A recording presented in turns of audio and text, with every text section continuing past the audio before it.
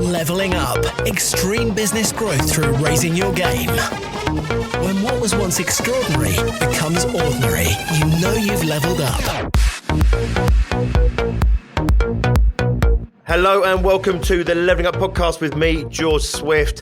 The Leveling Up Podcast is here to give you the personal development, the entrepreneurial development and the business growth that you, the ambitious business owner, desires. I'm here to give you the inspiration, the motivation and to challenge your aspirations to take you and your business to the next level. Subscribe and never miss an episode.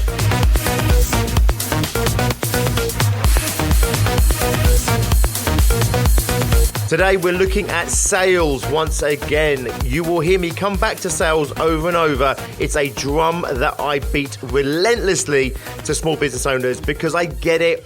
Most of you don't enjoy sales, you don't like sales, and you didn't set up your business to do sales. However, whether you like it or not, your butt is in the sales chair. And if you don't do it, the chances are no one's going to do it for you. So I'm going to keep coming back to sales throughout this podcast. And today, specifically, what we're looking at is who are you actually competing against when you go into a sale? When you have a prospect in front of you, a potential client in front of you, what is your competition? Who is your competition? Because if you don't know what you're competing against, how can you expect to win?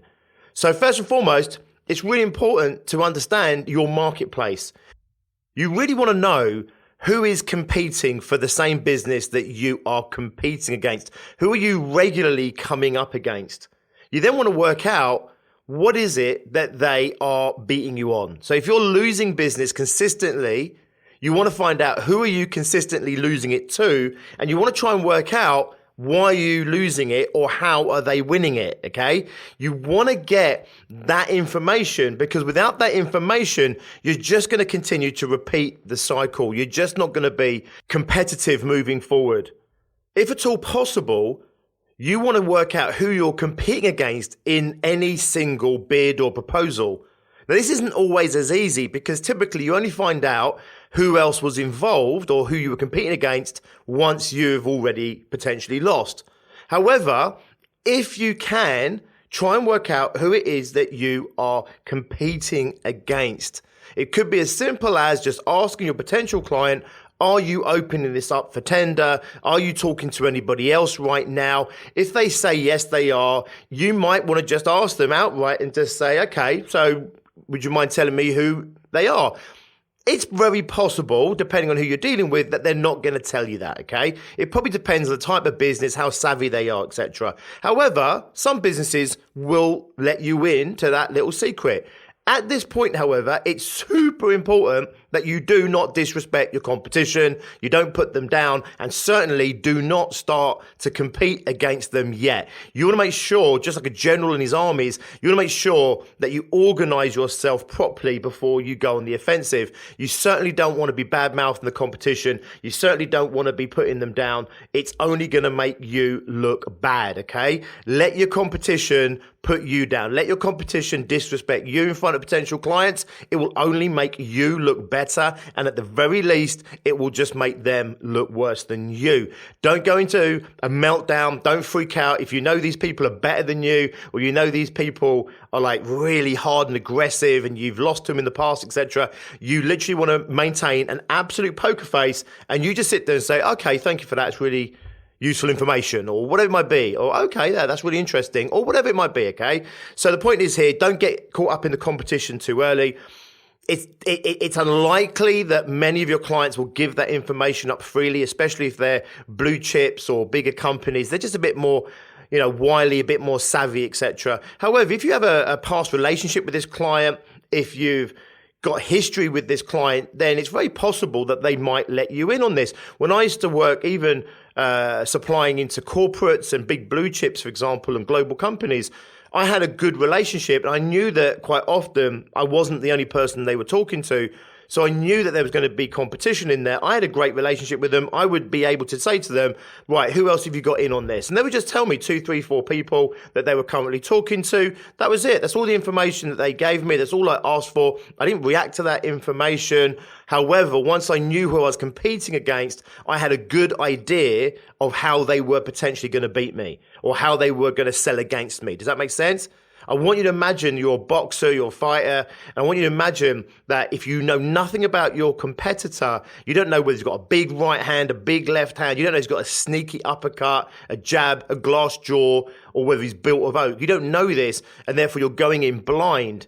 And that's really dangerous. That's really risky. So as much information as you can have about your competition, the better prepared you're going to be to either be evasive and counter any potential attack on you, but also to be aggressive and to exploit any potential weaknesses in your opponent. I don't mean to make sales sound so cutthroat and ruthless and bloodthirsty, but I think it's a good analogy. So if at all possible, you want to know who are you specifically going up against in any given tender or proposal or sales pitch. At the very least, you want to know who are you typically going up against, who are you typically losing against on these deals so that you can get the information. You can go out and find out what is it that they're saying or doing or how is it that they're competing. You can actually have conversations with past clients, or past losses. If you don't win a proposal, again, not everyone's going to do this for you, but if you lose a deal or lose a proposal or pitch, you can say, do you mind telling me what is it that we could have done better? Or what is it that the other guys did? Or what were they offering just so we can get better at it? A lot of the time, if you're dealing with someone with a bit of a heart, they don't like giving bad news to people. So especially if you've excelled yourself in professionalism and you've been warm and friendly and helpful and consultative throughout the process, they will probably want to help you out as kind of a repayment for not giving the deal, if that makes sense. So many of them may give you a little bit of time just to give you some feedback. That feedback will be, what is it that maybe you could have done better? Or what was it that you lost on? Or simply, what was it that we could have done in order to have given ourselves a better opportunity to win next time? You might even be able to find out exactly what the other people did in order to beat you to this particular sale. All that information goes into your data banks, gets stored, and what happens is you do a debrief on yourself at the end of it. You look at why you didn't win the business, what could you do better, and you take that and you apply it moving forward. It's really important, however, don't just take one piece of feedback and then change your entire sales process or your offering or your packaging or your pricing or whatever, right? Because there's always anomalies out there. So don't go around taking every piece of advice or information in anything in business, not just in sales. Don't take one piece of feedback or one loss or one bit of negative feedback and change anything particularly about what you might do next time, unless it's really glaring that they've made a really good, strong point, okay? Or it's something that you already had your suspicions about yourself, then you might want to take some action. But typically what you want is data, and the more data you have, then the more accurate that data is going to be in predicting moving forward. Once you've got enough data that says X, Y, or Z, then you might be able to start to adjust how you move forward. Does this make sense? Don't be reactive. Don't be bouncing around all over the place, changing what you're doing every single time, because you're never going to get your whole sales process right doing that, okay? You don't get anything right by chopping and changing based on every individual set of circumstances, okay? What you're looking for is a volume of data that makes it easier to be able to predict more reliably what needs to change moving forward. Does this make sense? I hope it does. So here's the thing. Get information on the competition if you can, because it's just going to be able to make you more stronger moving forward. I would never take on anyone directly. I've just said I wouldn't put anyone down. I wouldn't say X is going to do this and Y is going to do this and this is how we're going to do it. You know your industry. Maybe you can get away with that. Typically, anything that looks like you're going head to head with the opponent as opposed to actually just trying to win the business normally harms you. You end up looking like a dirty politician where instead of actually trying to put your case forward to the masses, all you're doing is trying to put your competition down. Does that make sense? I don't know. It seems to work in politics, but I tell you now, you don't normally get away with that shit in business. You want to go in there to win the business by overwhelmingly demonstrating to your prospect that you are the right choice. However, it's important to understand that you are not just competing against other companies or other providers in your industry sector. There are actually other opponents that you're competing against in every sale, or certainly in most sales. And these are the hidden opponents. And if you don't take these opponents on when you're putting together your presentation, your pitch, or your proposal, you absolutely can come unstuck and you'll be bewildered as to why that is. So number one, you may well be selling against another individual, another organization, another product, and there may be multiple business owners or multiple products that you're competing against. However, the second opponent that you may be competing against and you may not even be aware of is this person doing it themselves. So this person has got you in, say you're a painter and decorator, they're showing you the room, they're showing you the house, and you're doing your whole spiel and you're doing your whole competitive pitch about why you're better than all the competition and how you are the first choice and the best choice and the only choice for what they have. And you might have done a brilliant job, but the one thing you didn't realize is that they were weighing up whether they were going to do it themselves or whether they were going to get somebody else in to do it. And you never covered that off. All you did was talk about your industry, your marketplace, or your competition, or just talking about why you were the best out in the marketplace. You didn't cover the other opponent in this sale, which was, are they going to do it themselves or are they questioning doing it themselves? So you might be one of the cheapest out there. Maybe you quote £1,000 and you say, you know what? I am well aware that a lot of the competition out there are going to charge you, at least 50% more, maybe even double for this job. This is how we can cut our prices while maintaining, the quality of the workmanship and everything else. You did a great job there. But what you didn't understand is £1,000 is still £1,000 compared to nothing if they were going to go and do it themselves. So you need to make sure, are you competing against that opponent? Now, you might be able to get this information out by just spending some time doing some consultative sales work. Just exploring the problem, exploring what they consider their solutions to be, and just trying to work out what their intentions are, because you may find that they tell you this. They may say, well, I was looking to get my husband doing it, or I was looking to get my wife doing it, or I was thinking about doing it myself, or my brother-in-law down the road, but he's really busy. And it's hard to get him in, and he's a bit unreliable, but he's really cheap, or he's free, or, they may tell you this information.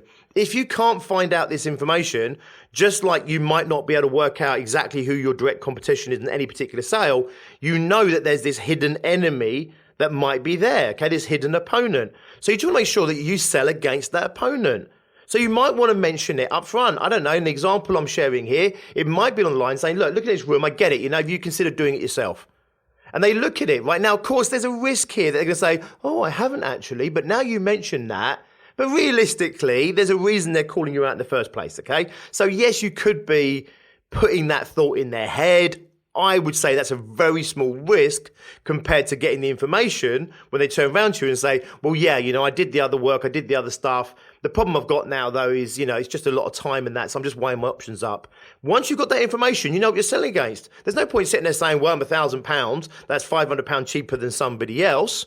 That's not saying you might not want to put that in there just to cover that base as well, but it's just understanding that actually £1,000 is still a lot of money compared to them doing it themselves. They've already given the clue, which is, but they're not sure about the time they've got, etc., etc. So then you compete against that. So what you would say is, right, yes, we might, we are cheaper than other people. So, you don't need to look anywhere else.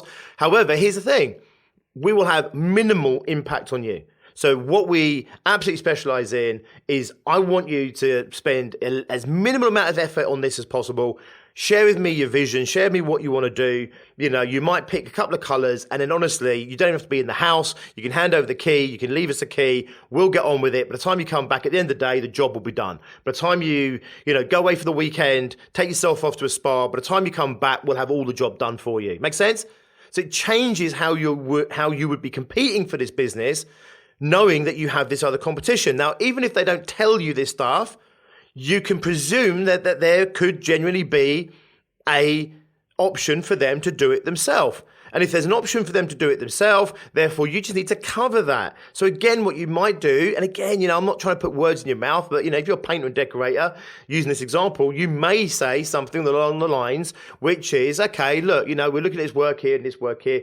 This is tricky, this is tricky. If you don't get someone in that really understands this finish, this paint service, if you don't understand, how to make this work or that work, how to box this thing in, how to cover up this properly, how to mask, whatever it might be, right? In other words, what you do is you start maybe laying on the fact that this is a technically, it's a challenging job. Don't make it up. Don't be a bullshitter, right? This is not what I'm saying right now. What I'm saying is you're looking for the opportunity to share with them why they wouldn't want to be doing it themselves in a way that maybe you're not saying you don't want to do this yourself, but you're covering it off if it's an option in their mind. Does this make sense? You're just covering your opponents here, right? As you're doing this, of course, you're also constantly elevating yourself in terms of your position in the marketplace and your knowledge and your skill set and everything else. So this is really good practice anyway. Now, there's a third opponent that is often in the ring with you, and they are completely invisible, more invisible than them doing it themselves. So I'm going to stick with the painter and decorator example. As always, do a little bit of work, make this analogy work for you in what it is that you do in your business, in your industry sector, and your client base. But sticking with the painter and decorator, this opponent is the one which is them not doing it at all. Okay? So in other words, they've got this room, they want to do the decorating, it's been niggling them for a little while, they haven't done it until now, so there's a reason they haven't done it till now. You don't know what their motivation is to coming out to you now. You don't know what their motivation is in asking you to come in and quote for this job. It might be that, their husband or their wife has had enough, they've had enough, and it's like, right, enough is enough, we must get this done. It's possible. It's also possible it's been niggling them for so long and they kind of can live without doing it, but they kind of feel like they want to move things forward and they're kind of committed but not really committed. And they bring you in, say, right, here's a room, how much is it going to cost, right? You go in there, you pitch your price and off you go, right? And you lose the business, you never know why you lost the business, and then you find out in 6 months' time or whatever, they didn't even do the job. You've made an assumption they went with someone else. And it's what all business owners do. They lose the business. The assumption is they lost the business to someone else. But I'm showing you now there's three opponents. It's possible you lost the business to someone else. It's possible you lost the business to the person themselves doing it on their own. And it's very possible that you lost the business because they didn't do it at all. In other words, the same person that says, I could do it myself and blah, blah, blah, and you've done your pitch about £1,000. I'm still thinking, shit, man, £1,000 is a lot of effort. Maybe then go and do your pitch again about this is a skilled job, it's a technical job and everything else, right? In other words, you're covering the bets, don't do it yourself. And they're still not thinking, okay, so my choices are I go with one of your competitors or I do it myself. Now they're saying, well, I'm not an option now because it's obvious I can't do this job. So now the option is I go with you. However, the third option is, or I just procrastinate on it some more and I don't do anything about it. So you want to make sure that when you go into any sales meeting or sales proposal or pitch, that you cover that as well. Now, again, a lot of this information can be obtained by just doing what I call like sales consultative work. In other words, rather than going in there just pitching and pushing and trying to sell and close, you get information out of them, you ask questions, you get some history about them, you build some rapport and some relationship with these people, and they will give you a lot of this information. So, for example, you spend a little bit longer talking about them and trying to get behind why they're talking to you rather than just turn up and do your pitch and your proposal or whatever it might be. So now you sit there and say, right, okay, so what's your history, what's your background? Why are you doing this now? Are you definitely committed to doing this now? Well, not 100%, but it's really becoming a bit of a pain. So this makes sense. You're getting this information. Okay, so these people are not 100% committed, or they are 100% committed. Once you say, yep, they say, I'm 100% committed, it has to happen, enough is enough, my wife done this, you don't need to press so hard on that. You might want to absolutely leverage it still, okay, as part of your proposal or part of your pitch. However, you might not necessarily lean on that so hard because, if you trust them and you believe this person, again, sometimes people bullshit and sometimes they're bullshitting without even knowing they're bullshitting. Like it's true at the time, but they think, crazy shit up afterwards and they question it afterwards when they talk to somebody else or they just think about it. So it's not so they're lying to you, but sometimes, they say one thing, but it actually turns out to be something else. That's possible. But if you buy into this person, you believe it to be true, you can sit there and basically just mirror back what they've said and said, right, okay, so I get it. You want this done and everything else. And, I want to come in there. I want to take this pressure off you. I want to take this pain away from you. And I want to make it as effortless as possible for you. We are also, going to be substantially cheaper than a lot of the market marketplace because we've worked out this XYZ magic formula, whatever it might be that we're covering here, right? Okay. Win them over and deal with it. However, if you start to find out that there is a third opponent which is not doing it at all, and they're like, yeah, well, personally for me, I could live with it, but I'm getting some pressure from my husband, I'm getting some pressure from my wife, or, it'd be nice if we could get it sorted. But, you're getting that feel, you need to sell against that opponent. You need to sell the urgency of doing it now. Now, again, please do not read anything I'm saying here as bullshitting people, manipulating people or anything. What it's doing is you want to always be authentic and honest and truthful. You're just looking for the angles, if you like, to make sure that you're covering your spread, that your army, if you like, is in a place where it's making sure that it's covering all of the potential opponents to you winning this business. So I'm not saying bullshit them by saying, oh, that wiring's really dodgy, don't do something, you could kill one of your kids or something. I'm not saying you go in and bullshit about that, but I'm telling you now, if, for example, there's some damp going on in the analogy we're using, to sit there and say, right, how long's that been there? And they're saying, I don't know, probably 6 months or so. And you say something on the lines, and it has to be honest and authentic, no bullshit. But you sit there and say, look, we're coming into autumn, the rains are coming. Honestly, this is only going to get worse. And if we catch it now, we can probably minimize the amount of damage that we've caused right now, or we can reverse it completely. If you leave it much longer, then it's possible that the damage will become much worse. It's possible we then have to start looking at stripping plaster. It might be we have to start pulling some stuff out. It's going to be a much bigger job. So I just want to be aware of this. I get it, but if we do leave this much longer, makes sense? It's not the bullshit cowboy that kicks some tires and tries to flog you a new set of tires when you've got 3 mil still on your current tires by trying to scare you into dying on a motorway or something. Visions of you murdering, a school bus or whatever full of kids on the motorway. This is not manipulative or bullshit. This is just being completely honest and authentic, using your skills and your ability to present yourself as the expert, to actually consult and support people, to serve people, to give them the best outcome, okay? And you should be the best outcome. If you're not the best provider for them, you have to question why you're there anyway, right? You might not be the best painter and decorator, but if you know that you're one of the cheapest, then you are still absolutely viable as an option to any potential customer, because it's okay that you're not as good as other people because your price reflects that. That's absolutely okay. What you don't want to be doing is going into business knowing full well they should be using Harry round the corner because this is not your bag and you can't do this job. And let's be honest, you're scratching your chin thinking, shit, man, I'm going to make a right meal of this. You shouldn't be in there anyway, right? Pull out of that deal, pull out and actually go around and say, you know what? I don't think this is for me. I think you should go with someone else. Trust me, the credibility that you're going to get is going to be unbelievable in that moment. Harry's probably going to really appreciate it. You never know. He might return the favor one day. But the point is this, it has to be honest, authentic, it has to have integrity, but you need to understand that these 3 opponents can always be at play. And you don't want to make an assumption. The first assumption that you're the only person they're speaking to, that's a big one that's going to trip you up. The second assumption that the only opponent is you and or another business or multiple businesses, that's another big assumption that's going to trip you up. You could be competing with no one. However, first and foremost, try and get the information you need in order to tailor your proposal, your pitch.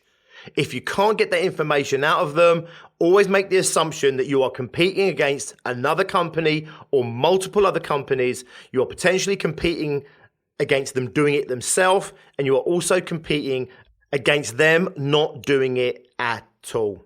So many business owners come unstuck because they assume that they're just competing against other companies. They also assume that they've always lost to other companies. And when I question them and challenge them and saying, did they even do the business? Did they go ahead? Did it even happen? And they don't know. So definitely follow up with that client. If they say to you, no, not now, it's possible that they're fobbing you off and they're going to go with someone else, or it's possible they mean not now. In which case, definitely say to them, okay, would it be possible if I call you back in XYZ, or when would be a good time for me to follow up with this? Make sense? Put them in your Rolodex. When you come back to doing your sales activity that month or that quarter, you put them into your planner and you bring them into your sales activity in that moment in time. When you've lost a deal, always have that debrief, right? Get the information, is there anything we could have done better? Was there any reason you didn't use us specifically? Was there something that the other people were doing or whatever? Or was there a reason you went with them? Or was there a reason you did it yourself? Or whatever it might be, right? Was there a reason you didn't go ahead? Find that information out. It's also okay to get back in touch with them later. Someone that does decorating in one room, it's very possible they might have some more stuff. So again, if you do a really good consultative sales process and you follow up lovely and nicely and respectfully and everything else, right? And then you come back to them in a month or 2 months' time and just say, how did that job go? It's possible whoever they went with ballsed it up, right? It's possible it went brilliantly. But that information is really good again because they may have some other work going on. You're going to ask them, is there anything else coming up? The other thing is to say, I'm really glad that it worked out for you, even if you didn't do the work, whatever it might be. If they did it themselves, oh my God, it was such a headache, you were right. You say, yeah, okay, I kind of suspected that.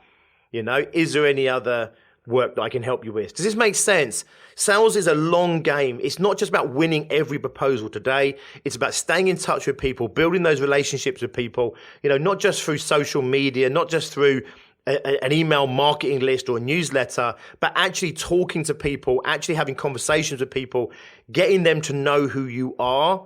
Because when the work comes back round again, which invariably it probably will, or the opportunity comes back round again, you're already going to be head and shoulders above anybody else that's in that frame. Okay, so take that into your sales moving forward. You're not just competing against your competition, you're competing against the person doing it themselves and, of course, not doing it at all. Cover your bases, get the information out if you can. If not, make an assumption. Don't over-egg any one of these competitions because fundamentally it is about why they should choose you and fundamentally it is about what you can offer them and how you can serve them. However, you just want to cover your bases and let them know that you're definitely the right person to go with no matter what their other options are. Okay, so thanks for listening. As always, I really appreciate you giving me this time. I'm well aware that there are many people vying for your time and attention right now, so I never take it for granted that you give some of yours to me. If you're a 5-figure business, maybe doing 20, 30, 40, even 50,000 in turnover, but for whatever reason, you haven't yet managed to cross the 100K turnover threshold, then get yourself over to biggerbrightbolder.co.uk/fast track for the 6-figure fast track. How to take your 5-figure business to 100K or more in the next 12 months or less. I take you through the 6-figure mindset you need to have in place, the 6-figure business model you need to have in place, and the 6-figure methodology, the day-to-day activity that's going to get you to 100K or more. It's completely free of charge. It's waiting for you right now. I'll drop the link in the description below. Go and check that out. I hope you enjoy it. I'll see you next time. And until then, as always, be successful.